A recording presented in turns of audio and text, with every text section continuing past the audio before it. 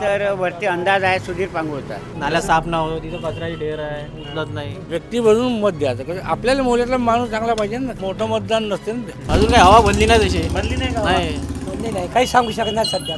बरं, प्रभाग क्रमांक 7 मध्ये रखडलेले कामं सांगून द्या. बरं, भरपूर कामं आहे. नाल्या साफ ना हो, तिथं कचऱ्याची ढेर आहे, उचलत नाही. तो रोड समोरचा खराब झाला, पुन्हा खड्डे आहे त्या रोडले.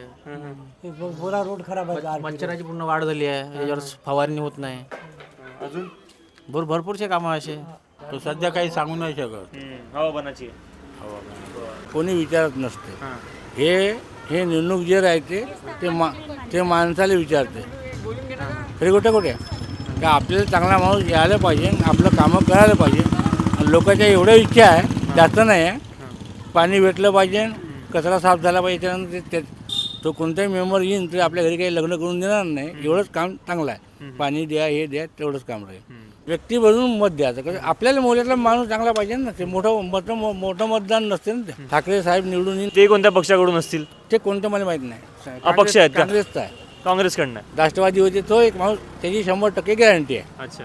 बाकीचं सांगू शकत नाही. वरती सुधीर पांगोळ 100% म्हणजे वर्ध्यामध्ये चालू आहे. चांगला पोरगा आहे, तो येण्याची पूर्ण शक्यता आहे. आणि खाली काय झालं की खाली आता जोपर्यंत हे विड्रॉल होत नाही, याचं चित्र स्पष्ट होत नाही तोपर्यंत काही सांगता येत नाही.